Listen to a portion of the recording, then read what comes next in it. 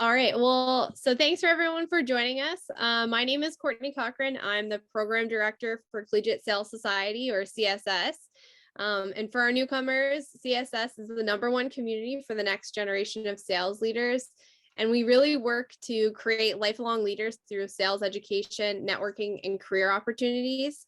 So each month, as part of our National Sales Education Series, CSS works with sales professionals from various industries to provide opportunities like this. And so today we have asked Jesse to join us to talk about best practices in cold calling. And it's going to be moderated by our newest CSS team member, Rahel. So I will kick it over to Rahel and take it away. Thanks so much, Courtney. Yes, everyone, my name is Rahel Arrington, and I'm the newest program manager for CSS. Really excited to be here tonight to help guide us through today's event. Jesse, I'll be asking you some questions. I have a list of questions, but if we don't get to them all, that is okay. I want this conversation to be candid and just for you to give us your honest answers of your experience, because we hear on the streets that you're the guy when it comes to cold calling and sales. So if that's cool with you, I'm gonna go ahead and get started. Yeah, cool, for sure. Thank you. And I just want to make sure also that, like, if there's questions from anybody involved, I want to answer those too. And also, guys, if we could put our cameras on, it's much more intimate and just a better experience. I know maybe there's a lot going on, but if you can, you should do it. It'll just make you, focus and be more involved. So that's my one ask. Awesome. So first, let's get a quick intro. Like, tell us a little bit about yourself. Yeah, sure. So my name's Jesse Gittler. I'm associate director at PatientPop. So basically, what does that mean? I run a sales org, a SDR org, where I have 3 managers under me, and they have about 10 reps each. So I have like an org around 30. I'm out in California. That's where PatientPop's HQ is. I'm born and raised in New York, if you can't tell by the accent. I've heard I've had a pretty thick one, but I was started my career as an SDR. I went to school upstate New York. I went for finance management, and I started my own business for a little while, did a couple other things, and really got lucky stumbling into like an SDR role. And it wasn't like it is now, where it's like there's things like this for SDRs, and like, if you're interested in sales, you can take courses and classes. Like, no one knew what it was, and I just went in there. To be honest, I was like, I need health insurance. Like that, they could have been SDR could have been doing anything. I was ready to sign up because I needed something structured. And I put my head down and kind of took off from there. And we could touch on more of that experience early on and how I developed into it. But I was promoted into management pretty quickly, and then from there, I managed the team at that company for about a year, and then I got recruited by like a small startup company in Brooklyn where I got to wear a lot of hats. So I was building out the SDR team. I also closed business, so I carried quota, and then I managed the closing team as well. From there, I really realized that I liked the sales development side of things, and I was lucky enough to get an interview out here in California. And I don't know if any of you guys, where you guys are located, but I fell in love with just the energy and vibe in a moment, just being out here in the sun. And I was grateful enough to get an offer, moved out here, and been at this company now for about 4 years. I started as an SDR manager. I was promoted into senior, and then principal, and now director. So I love helping. I love it's a passion of mine. If I was in this thing for the money, I'd just go close. I like to see people get to that next level. I like to see when that part of whatever it is clicks. It's hard to put a word to it, and that's what just brings me fulfillment. So I'm happy to be here, and if I could just help just one person with one thing tonight, then I'll feel good about it. So that's all I'm here to do. That's awesome. Thank you so much for that introduction. So for an SDR coming in or looking to get into the industry, a lot of times they have fears and apprehensions about cold calling, which is what this event is about. So let's start from the basics. What exactly is cold calling to you? Okay. So I want to twist it around, and I want to see from the crowd here if anyone can wants to be brave enough to answer. What is the goal of a cold call? Let's see what you guys think. Art. Booking the meeting. Okay, that's what 99% of people say. So we'll hold on to that. It is important, but wouldn't call it the goal. What else? Maybe like trying to establish a relationship. Okay, good one, Jacob. I would say it would be introducing yourself to the prospect and what you have to offer. Okay. Also, identifying objections. Okay, all these things are good and they're important and they're done on a cold call. And the most common answer I get when I ask that question is always to book a meeting, right? Because that's how you get paid and that's how you get, ultimately ranked. And, that's what we want to do. But we need to change the way we think about things, especially in your first 90 to 120 days. The goal of an actual cold call is to build curiosity. That's what you want to go in to do. Once you get somebody saying, what do? You've won. Whether you booked a meeting or not is not in your control. You've done enough to get them to say, all right, well, tell me a little bit more. Bingo. You won. So to me, cold calling is about asking good questions. It's about building curiosity. It's about bringing value. It's about giving yourself more time to say more things, because the way I look at it is, and if you could follow me on this, you guys have been to an arcade, right? Where you go to those race car games, right? Mhm. And like, what happens when you cross the finish line? Do you win? Not really. Like they say, all right, now you get another 30 seconds, right? You got to go and you got to get to the next spot for another 30 seconds. I really look at cold calling like that. Like you need to say enough things, build enough camaraderie, build enough trust, ask the right questions. All right, you got another 20 seconds. All right, you got another 20 seconds. And then eventually, what you're offering is a free demonstration on things, and you book the meeting. But I would say that take that with you, build curiosity. That's the goal. Awesome. So how do you prepare for a cold call? And Good what question. and what should students be researching or looking for in that preparation mode?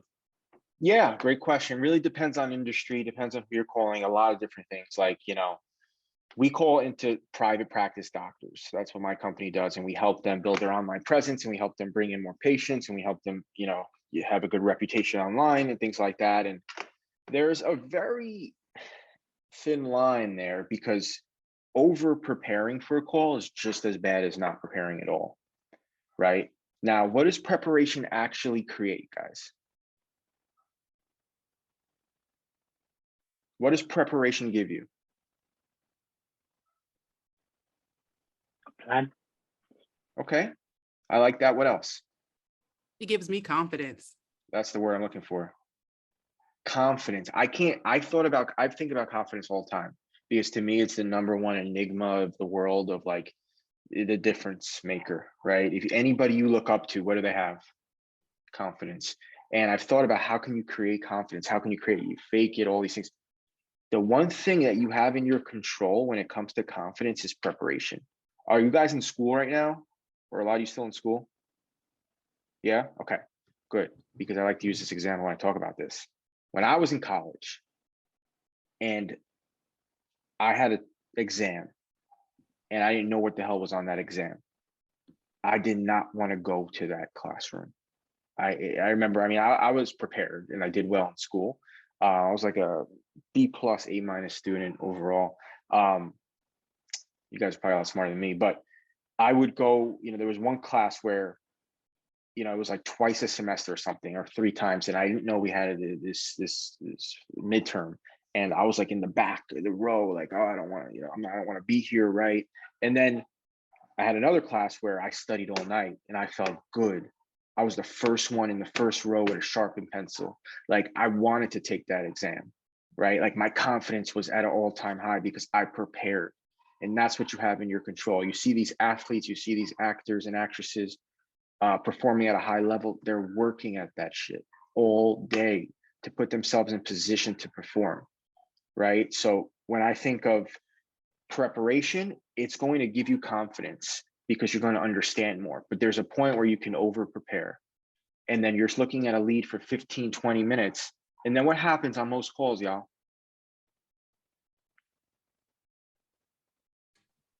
I think you could take a guess. They don't pick up. So you just worked 25 minutes on something, nobody picked up, you have all this information, now what? Right? So it's about finding that happy spot knowing who you're calling. It depends. Once again, industry is important. For us, like we call doctors, so we're able to pull up their profile and we can look at their about me section. Learning about what their hobbies are important. All that stuff's going to give you confidence to have a conversation about them. Learning something about them. It's all about, sales is all about problems. It's all about problems. I don't care what any book or anything you read or hear or say. Can we solve a problem for them? That's what makes the world move. That's what's going to make them interested. So if we could present to them something that we found that they're struggling with, by default, that is value, right? Because if I called you and I knew, hey, yo, you're doing this wrong in geometry, like you don't know you're doing it wrong, but I know you're doing it wrong. And here's why, I could prove it to you. You'd be like, all right, tell me more. That's value. So it's really about getting, and that's something you would work individually with your manager based off industry and based off just strategy overall together. So we have a question in the chat from Jonathan. When prospects ask you to send them an email, does that mean you haven't built enough curiosity and there's a chance to save the meeting? Okay, so good question. Right now, send me an email. It depends. Do they mean it? Because somebody can tell you, send me an email. I want to learn more. I really do. I want to learn more. And then somebody could say, yeah, I'm good. Send me an email. Right? That's where the beginning of the call and what's led up to the call is going to make the difference in that. So really it depends on where it's gone up to that point, and you could use things like, I could definitely send you this email. What would you want me to put in it? Just to see if they're listening. Right. And then I always like to follow up with that, right? Because each call is just momentum for what's going to happen next. And sending an email is not a bad thing. It's not about saving the meeting. Cold calling is not about the call. It's about the sequence. And when I say sequence, that's the 15-step agenda that comes within each call or each lead. So if someone says, send me an email, that's part of it. Okay. But I think we're when I came up in sales, it was like, yo, if you're going to give someone something, you get something in return. So if I'm going to send you this email, what can you do for me, Mr. Doctor or Mr. Prospect or Mrs. Prospect, right? So it's like, all right, I'll send you this email. I'll put something good in it. What would you like me to see in it? This and that. Okay, cool. And then if I get this out to you by today, do you think I can give you a call on Thursday and you could just tell me your thoughts on it? Right now, you're getting something in return for that email. So I think that to a certain degree, to answer your question, is it build up enough curiosity? Each call is different. It depends. Someone could just be saying it to get you off the phone, or somebody could be serious. That's where the follow-up questions come in. Okay. So let's say you get them on the phone. How do you create the perfect pitch when calling? Should we read from a script? Should we freestyle? What's your recommendations on that?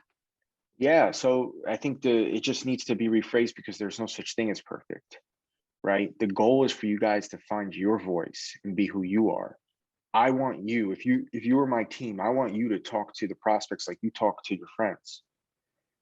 There's a lost art around that. We're just human beings talking to other human beings, and it needs to be simplified. Scripts are important because they scale and they give you the structure and the foundation to pivot off of them, right?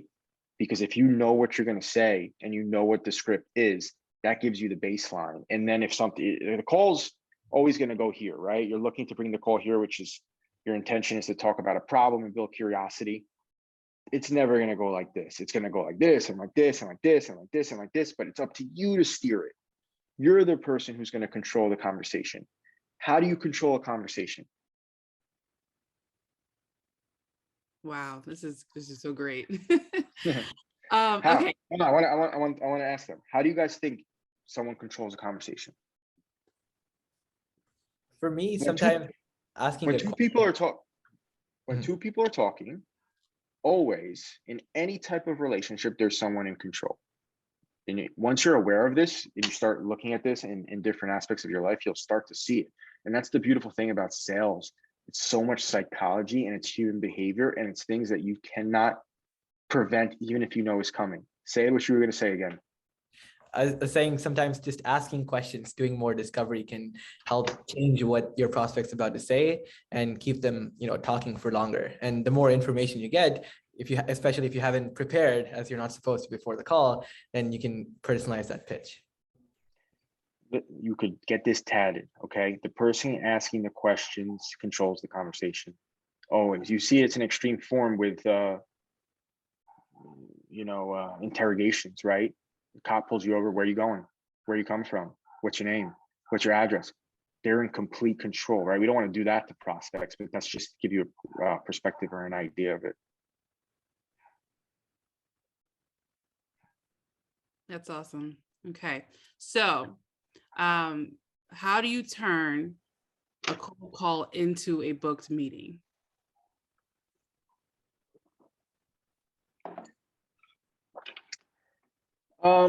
I mean, how do you turn a call into a booked meeting?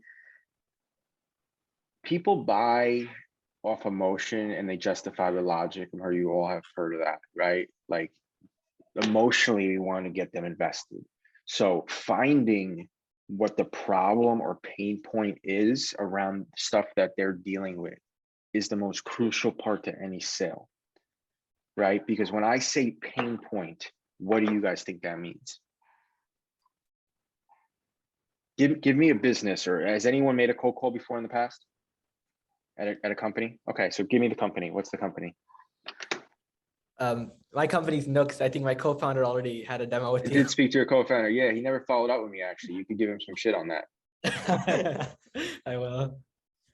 So you guys sell like a virtual space for SDRs to work together so they don't feel like they're in a remote environment, right? Exactly. Virtual sales. Okay. Right. So what's a pain point of somebody like me? Actually, your co-founder hit me with one. It was one of the only people I responded to, and I get prospected a lot because there was an emotional pull there.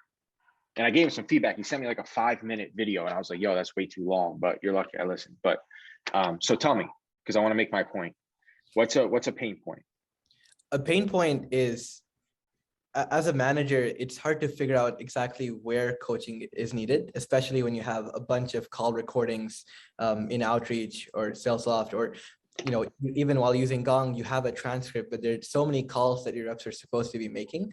When you're kind of seeing them make reps, not only can you identify how long are they taking between dials and how can just the act of calling be sped up if you're call heavy, but also, right after a call, what could they have said? You're right. You're going on too much. What's the problem?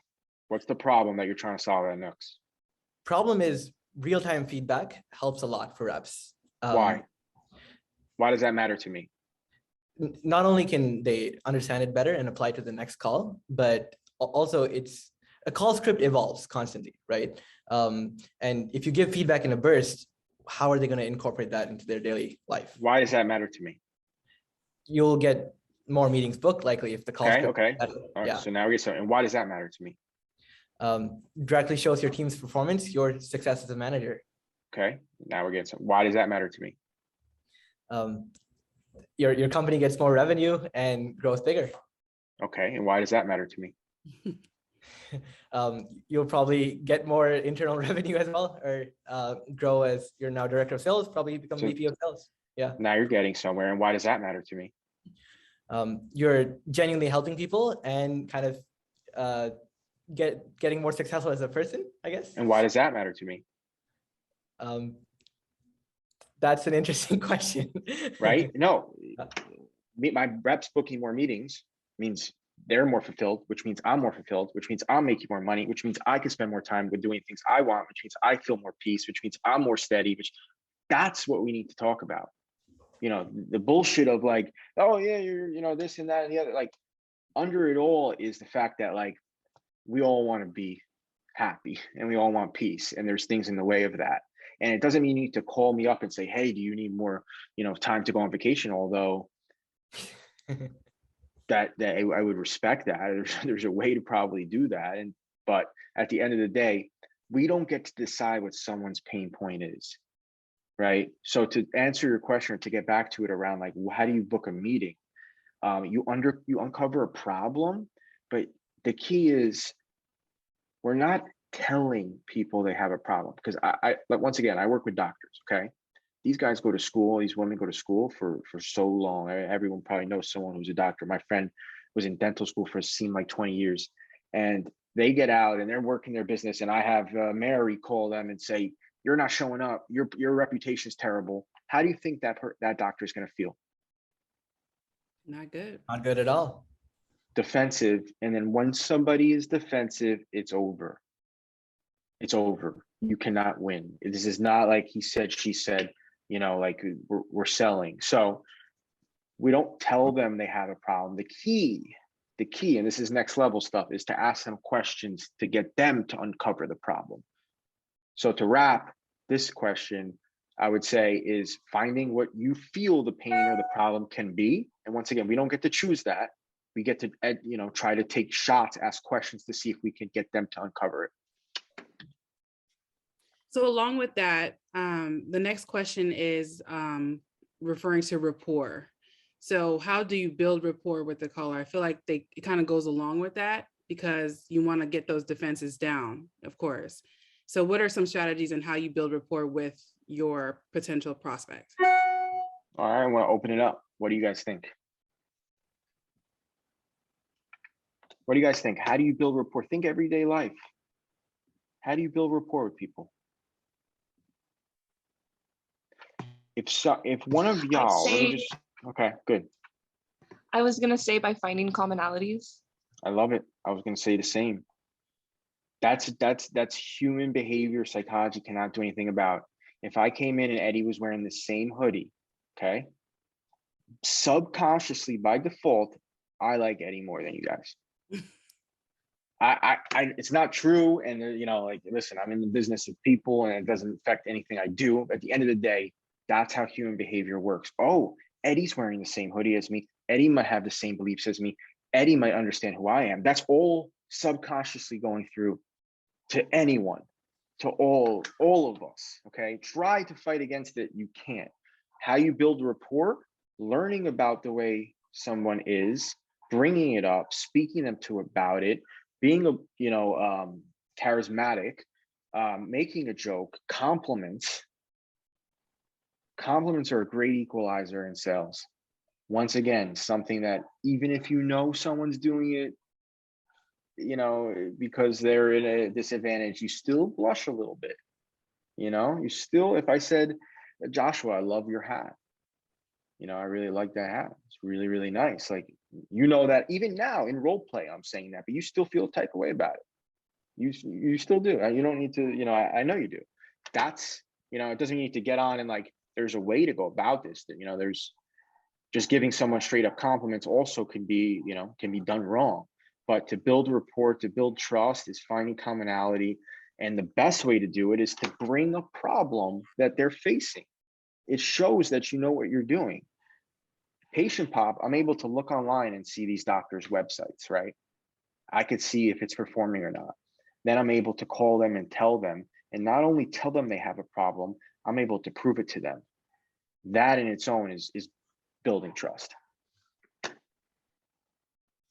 Jonathan, did you want to ask your question that you had in the chat? Yeah, I see it here. Yeah. So if one of your reps was hesitating every time while starting a code call session, instead of trying to prioritize emailing or asynchronous activity, how would you handle that and help them pick up the phone more? Yeah, good question. I think a lot of people hesitate when cold calling. Well, once again, why do you think people hesitate in cold calling? Definitely that initial call reluctance. I still get it sometimes too. What is it?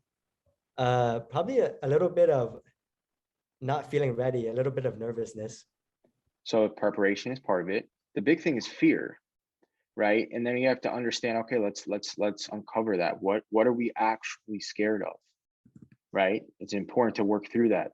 What's the worst thing that could possibly happen, right? They could hang up on us and everyone around us in the whole room can be like, you suck. That's the worst thing that can happen. Or they say, we're going to call your boss or do that, like, which is actually a pretty good thing.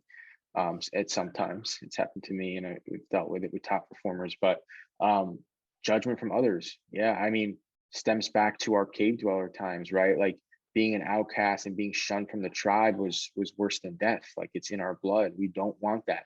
So it's important to uncover that. And then the other thing is fear. When we're fearful, it's because we're thinking about ourselves. How am I going to look? How am I going to sound? How am I going to win? How am I going to feel? When we switch that perception and we start thinking about the prospect, how can you help? The fear goes away. So my advice for call reluctancy is stop making it about you. It's not about you, because if you're just there to help and you get cursed out and it doesn't go well, I move on. I'll go call somebody else. I'm sorry. I was just trying to help, right? And if you take that approach, which takes time, it's not a snap of the fingers where like, oh, I'm here to help, and that's what I breathe and feel. Like, it takes consistency of reminding yourself and really finding it and saying, wow, this problem here, I really want to help this doctor. I really want to help this SDR manager. Let me see if I could do that. That takes away the fear. Yeah, and that also leads to my next question, Jesse. That's a good mindset shift, actually. And are there any individuals on LinkedIn that you would recommend, or books that you would recommend to think more like that? How do you get there yourself? Yeah, I would say books, and I read a lot about. I read more like spiritual books than I do sales books. Just learning about human behavior and how people work and live and react. I would say just go out there and put yourself in uncomfortable positions. Like, when people ask me like what books they should read, like Fanatical Prospecting, Never Split the Difference is a great one, like for tactics and stuff like that.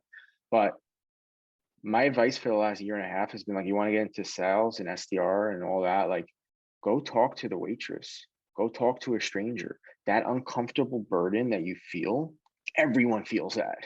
Okay. So if you could cross through that quicker, you're going to give yourself an advantage. Thank you for that. Welcome. And I'd like to add, I'm not a professional cold caller, but practice makes perfect. So the first 10 times are going to be very uncomfortable, but your 100th time, it'll be like brushing your teeth. It'll be very natural for you. So Yeah, I don't know, Jesse, am sure. I right? Is that absolutely repetition? Like repetition, just like in anything, like yeah, from the beginning of time, repeating a certain act is going to make you better at it and more comfortable. exactly. I mean, I bought a ukulele and like, I don't know how to play this thing. And I'm like, yo, let me learn how to play this. And I haven't like learned a skill in a long time, as far as like, let me take on something new. And I did it for like 10 days. And then after those 10 days, my fingers were moving quicker. Like, my muscle memory was remembering that. And it was a great reminder to the human body and mind that like, whatever you consistently do, you're going to get better at. So I would 100% agree. Awesome. Okay, so my next question is, when is the most effective time to make a cold call? And in this era, are voicemails something that we should continue leaving if someone doesn't answer? Great question. When you should make a cold call depends on industry trends and what you're selling, and also location. I found that West Coast people are more receptive in the afternoon. I found that East Coast people are more receptive before the day starts. But it really depends. Doctors, you got to protect, they go on lunch breaks and offices are closed. It really depends. As far as the second half of that question, which was what again? Should we leave voicemails? Yeah, voicemails is right. Voicemails is a controversial, if you want to call it that. People feel type of way about it, but I'm not a big voicemail guy, honestly, because I feel that it's a crucial component of calling is creating trust first. Some of it, just some sort of trust. And to me, it's impossible to create trust off of voicemail. What about Think about it. Text, I mean, it once again depends. If you've had a prior conversation with somebody, texting's important. It also depends on what their love language is. I think that's something we don't think about enough. Like, prospect gets to decide how they want to be prospected. We don't get to decide what's best. Some industries are voicemail, some industries are text. One thing I will say though, and I'll put my foot down on is voicemails. I definitely don't like early on in sequences, because think about it, right? If I was calling a young lady, pursuing her, right, and I called her and she didn't answer, and I left a voicemail, and then anything after that is like stalking. Like once that voicemail comes in, and now I'm calling and texting, like it's ridiculous. But if I call from a number, they don't know it's me. I call again, they don't know it's me. I email, then 6 times, hey, voicemail. And voicemail really should be pointing to something else. It shouldn't be like, hey, here's what I do. I get voicemails all day from SDRs, and I get the recap on my phone. It's terrible. It's this long talking about what they do. It should say, hey, Jesse, tried you a lot. Going to send you an email. The subject line will be this. Look out for it. I think you're going to be interested.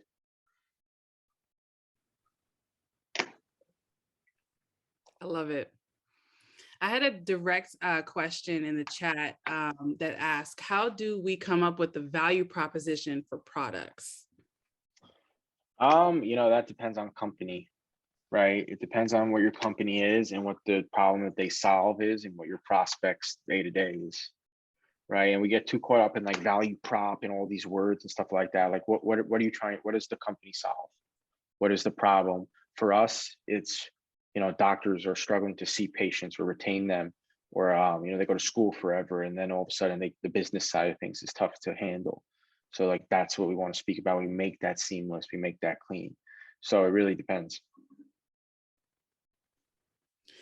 Could you disclose your call procedure at PatientPop? Yeah, I definitely can. I don't know what call procedure means though, if you want to define that. In terms of like, how do you prepare for your cold call? How does your reps prepare for their cold calls? Is there a certain trick or technique that you have them do before they call that's specific to PatientPop? Yeah, sure. So like, I like to come in and tell my team, like, come in with a 1-2 punch, right? Like, and our business is unique. Like and I tell them all the time how lucky they are, because once again, I'm able to find in 10 seconds, really, one Google search of a med spa in California, what's happening with that practice, the problem. So when I say 1-2 punch, like, what's one problem that you found and what's another one, right? And then what are the questions that you can ask the doctor that are going to get them to think about the problem, right? Because let's do a role play.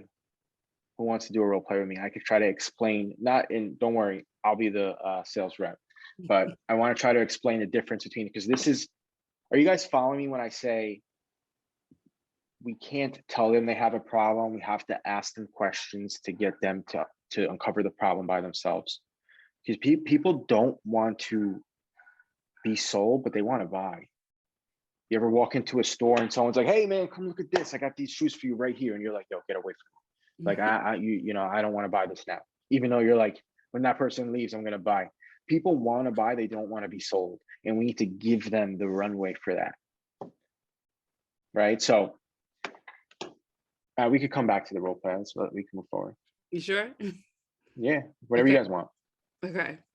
Because I can role play with you if we don't have any volunteers. Okay. But do you guys understand the concept of that, as far as not telling someone they have the problem? Why don't we want to just, why is it bad to get on a call and tell someone, like, you found the problem, right? We're talking about how sales is all about problems, right? That's why people change. Why is it bad to tell someone they have a problem?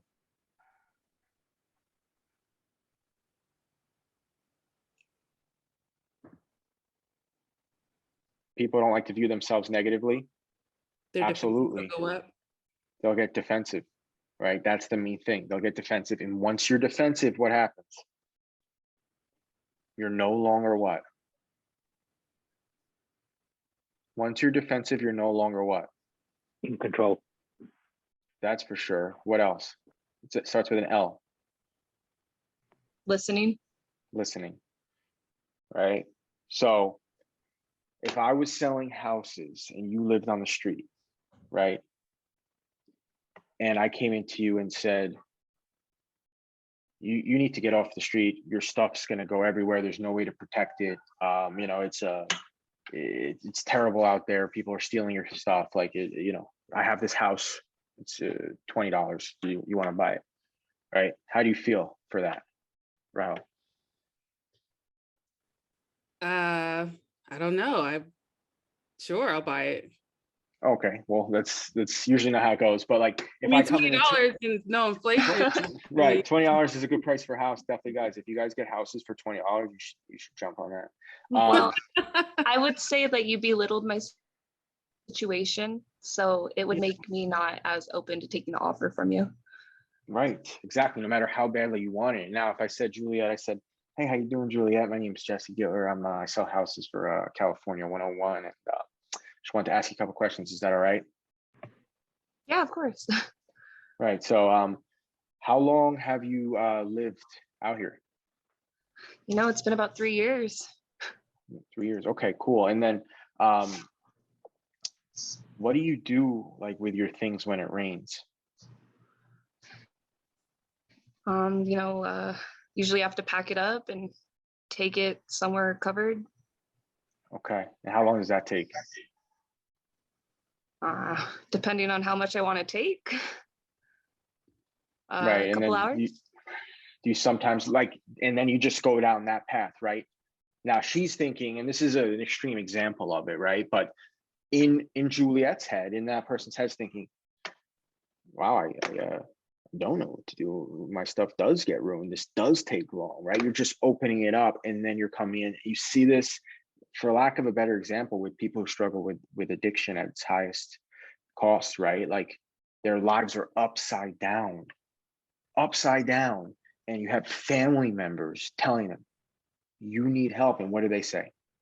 I don't need help. I'm fine, right? They have to come to the realization. They have to be the ones to say, I want to change, because we can have the best product in the world and we could display it the best way possible. It's not up to us if they buy. They need to see the difference. They need to want to go from here to here, whatever that gap is. It's powerful. So I think this goes along with what we just talked about with handling objections during the call. It's a big topic in the SDR world. How do you handle objections? So I think the word needs to be changed from handling, because we always talk about handling and overcoming, when in reality it's understanding. That's all we need to do, is understand what's happening here. Because I would probably say, on a blanket statement, and there's no testing on this, so don't quote me, but I would say like 90% of the first objections that y'all will get on a cold call are bullshit. I'm not interested. I'm busy. I don't have money. I have no time. It's just a deflection. It's up to us to understand what's actually happening. And we think so often that an objection or whatever, a negative note of any kind on a call is a bad thing. Once again, the call is in a sequence, and you need to look at it like that. If you go into each call thinking like you're going to book a meeting on each call, do you know what the percentage of that is? Right. People make 80 calls, 100 calls, and they book 1 or 2 meetings. So like, if you think that every single call you're going to book a meeting, which means your expectations are that you're going to book a meeting, which means that on 95 of them, your expectations are let down. Now, what happens when expectations are let down? How do you feel? Defeated. Terrible. Who wants to live that life? Live a terrible life where you're defeated 90% of the time. But if you switch your mindset and say, I'm going to build curiosity and I'm going to fight for what's best next. So when you get an objection, is it real? Is it true? Right? Uncovering that and then fighting for the next best thing. I tell my team this all the time. What's the next best conversation you could have with this person? Forget booking the meeting, right? If they don't have time, they don't have time. Is it real? Is it real? Have you asked probing questions? Have you dug deeper? Have you provided any trust or value? Because if you did and they don't have time, cool. When can I call you back when you do have time? Can I send you an email? Cool, I'll send you an email. Can I follow up on X time? Right? So it's not about the handling the objection and winning the meeting. It's about understanding what's truly going on with this person and then following up accordingly. So how do you turn a not interested into an opportunity? I think this is similar to the question that Jonathan asked in the chat. If someone gives you one of those deflections and hangs up, what would be a good next step? Call them back in a few days? So I think those are the same questions. If someone gives you one of those deflections, hangs up, what can you do? You know, really depends on what's led to that point. You can call right back, you know, you can call right back. You can call back in a couple of days. Most of the times, you know, if people are hanging up on you, it's probably best to just save that battle for another day, you know, and take that objection away from them. Like the next time you call, you have the notes that they hung up on you. So it's like, hey, I know you hung up on me. You hung up on me last time. Can you grant me 30 seconds so I can just tell you what we do real quick? And if you don't like it, I'll delete you from my system forever. You know, like we call it 8 miling here. You guys have seen 8 Mile, right? Mm-hmm. You know, when B Rabbit Eminem comes on stage, what does he do in that last battle? Oh my God. If anyone remembers. He says every single thing that his opponent was going to say about him. So he leads, he takes it all away and he puts it all out there. So now his opponent's like, well, shit, what can I say? That's why, like, when we're feeling that tension or feeling that discomfort, putting it out there is a great communication skill, right? Where it's like, hey, this sounds like I'm annoying. Sounds like you want to hang up on me. If someone wants to hang up on you, said, sounds like you want to hang up on me, how are they going to feel? You know, if they wanted to, they say, you know, I did. Now you've diffused that. So how many no's do we have to take before we really let it go? Outside of tribe, you know, like. I think that's up to each individual salesmanship and you know, and engaging it. Like a lot of this is also gut, right? And I think let's not forget that. Like, you know, there's a lot of that comes involved with this, and as much black and white and numbers and you know, specific things we can trigger through it. It's also like, hey, I've exhausted my outreach here. It really depends. You know, it takes on average 10, 12 calls to book a meeting. So you do the math. Is there anything particular students should not do when cold calling? Like a list of things that you absolutely should not do when you're cold calling? That's a good question.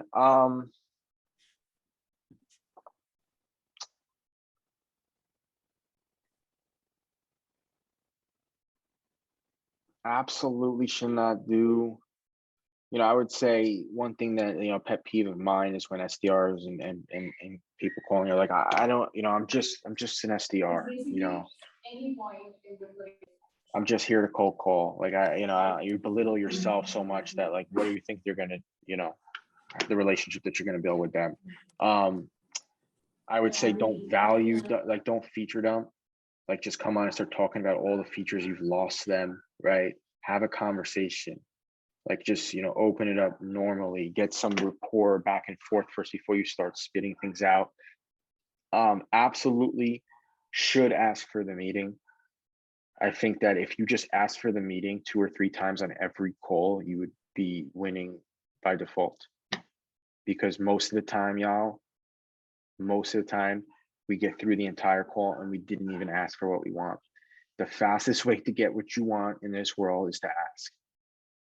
That is, like, get that tatted too. As like, my mom you said, want something, mouths don't get fed. For sure, just say it, ask it. Like, you want a promotion or you want a new job, go ask. Because what happens if you get turned down? Now you have at least a path to get there. At least that person knows that's what you want. Same thing on a cold call. If you get through the whole thing, you're talking and now they're telling you no, but you never even asked them for anything. You've gotten a no and you didn't even got an opportunity to get a yes. What does active listening mean for you when trying to give a pitch? Active listening means really caring, right? Really caring and really helping. And how can you do it better? Well, one, give yourself a reminder. You know, we all want to talk. And we all want to talk about ourselves. Once again, human psychology and human behavior, you can't stop that. A reminder, a big sticky note saying, listen, will help you. The second thing there is when you're truly trying to help somebody, your normal human instinct is to listen, right? Because if your sister, brother, boyfriend, girlfriend, whatever called you and had a problem, you're not going to talk about yourself. What are you going to do? Ask questions and listen so you can help, right? So that's the ingredient, like, is really just caring,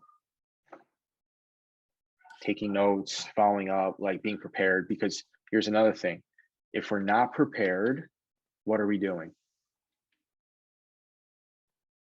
on a call? You don't know what you're going to say, so what are you doing? You're BSing. Right? What else? You're thinking about what you're going to say, so what are you not doing? You're not listening. Correct. And if you're thinking, you're, oh, what am I going to tell this person? And they're talking to you, you've lost. All right, so Jonathan has another question in the chat. Do you think it's better to ask for the meeting in a subtle way? For example, can I have an opportunity to show you how other teams are getting value from this? Or should we just be direct? Do you want to meet me for 20 minutes? I think it depends on style, and everyone has that. I'm more of a push than pull kind of guy, but I've seen people do both. I've seen people do excellent kind of, pull people in and just all permission based. I've seen people pull those people into meetings. For me, it's assumptively, right? Like, you're towards the end, you want to make it as seamless and easy for them to get a meeting on the calendar as possible. If you do, like, you say your whole thing and they're interested, you feel that they're interested. And the second you feel that they're curious, y'all, the second that they're like, okay, boom, ask for the meeting. Because you don't need to fucking sell them anything. Excuse my language. You just need to get them to a meeting, So for me, it's like, I have 20, and I like to, a lot of times, like, pretend kind of that, I have a Wednesday open up. It'll only be about 20 minutes. Just Tuesday or Thursday work best. Before they know it, they're like, oh, instead of saying, do you have like 20 minutes at some point, sometime in some month, somewhere that we can sit down? And they're like, no, I don't have 20 minutes. Like, they don't actually have 20 minutes. That's all that sticks in their head is, I don't have 20 minutes. Sounds like this is important to you. I have Tuesday or Thursday. Let's get this going. Which works best?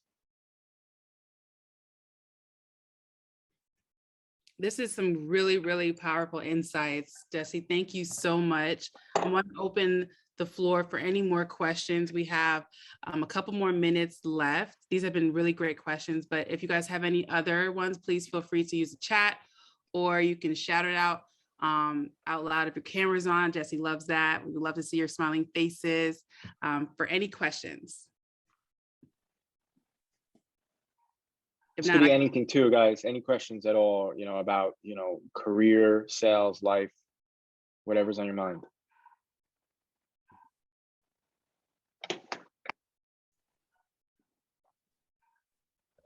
I think this is a question that might be close to your heart, but you have quite a bit of a personal brand.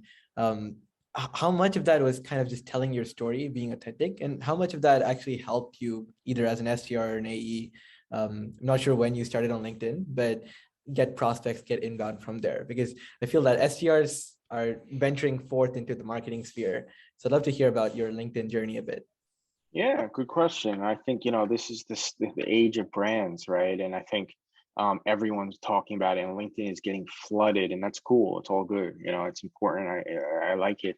For me, I've gotten to a point now with my LinkedIn and things like that, where, like, I have an opportunity to make money, and like, it's like, people come up to me all the time and take it more serious and all that. And I will eventually, like, get more organized with it and do all that. But it just started with me just talking about how I feel. Like, people are attracted to authenticity. Like, that's what they want to follow, especially in a world full of fake.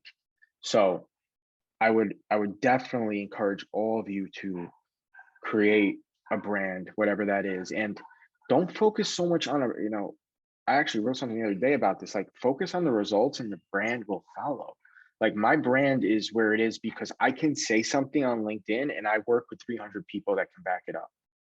That's a lot, but like, 100 people can back that what I say, because it's real and I do it and I live it every single day, and I've gotten the results and I backed it, and if you're struggling to get results, what do you think you should talk about?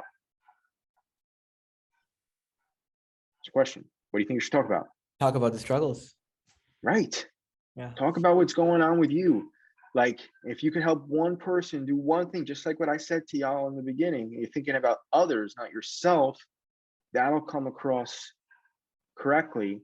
And it's important, you could get a job, you could change your career, you can meet people. This is a virtual world we're living in. So just putting yourself out there, just posting and just doing it, just do it, just do it. Don't care about, how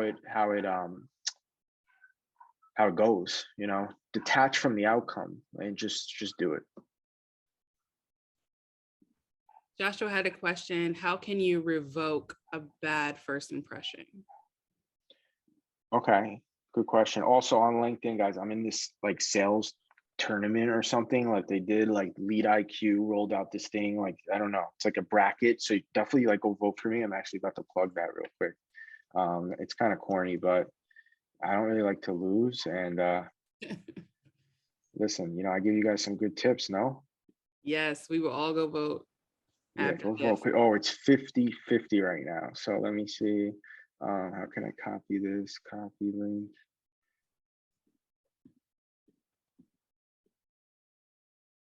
Okay, yeah, just hit me with a vote. What was the question? How can you revoke a first impression? It's hard. First impression. Yeah. First impressions are important, right? That's why it's like, always be prepared, and always be on your toes. Sometimes you can't, it depends. In a virtual world, I feel it's easier than it is in when you're meeting someone, you create a bad first impression, it's harder to overcome that. But I would just say be vulnerable and honest, and be real. We have a cold calling competition coming up, and some of our students are getting ready to prepare. What are some best ways to prepare for a mock cold call? We just talked about competition. If a student wants to win, how do they win? Yeah, practice, practice and just let it loose, because most people are going to feel that fear and they're going to scare. And the fear comes from, you don't want to be, like we talked about, like in our tribal days, right? We don't want to be embarrassed. Like, that's the crucial thing, and if you could overcome that, then you're going to just be ahead. So like, get hung up on faster, get embarrassed faster, get it over with, right? Jump into the water quicker, kind of thing. Yeah, I would also add that if when you're preparing for a mock cold call, grab a friend and role play. Role playing is honestly like the best way. Have your friend be the company, you're the SDR. There's a lot of scenarios, free scenarios on Google. Just Google scenarios and case studies that you can actually use as a script to help you guide you through it, and then just practice as Jesse says. $1,000 Amazon gift card. Can I get in that? Guys, I'll give you individual coaching for 65% of that price. Okay. No, for sure. Here's all with the role playing, a good also indicator, or at least something to remember, is that like, we love, for some reason, as salespeople, to practice one-off situations. Like I'll see people role playing, like, oh no, I got to pick up my dog from the vet. Like, that's never going to happen. Stop practicing that. Practice to like the 4 straight up, like, send me an email, not interested, I'm busy type stuff. Awesome. Is there any other questions that anyone might have? Oh, Eddie is the live coach that you're pitching to. He's on the call. Ooh, oh, nice. Little insight. So yeah, definitely check out the competition details, everyone. It's in the chat. Courtney just posted it. It is $1,000 Amazon gift card for first place. And I think that is basically it. Courtney, is there anything else that you wanted to add? Jesse, what is the best way for students to get in touch with you if they have questions? Yeah, just hit me on LinkedIn. I'm here, guys, for resource. I'm like I said, this is what I actually like to do, is help people. So hit me. Let me know what's up. I'll do what I can. Awesome. Thank you so much. And then again, students, if you have enjoyed this session, we have another session coming up on April 14th at 4 p.m. Pacific.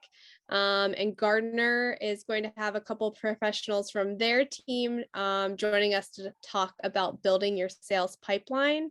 And you can register for that on our website, collegiatesalessociety.org. Or you can send me an email and I'll make sure that you get signed up. And I'll drop my email in the chat. Well, thank you guys. Have a Yes. good evening. So much. Great evening. Thank you Thanks so so much. much. All right. Everyone.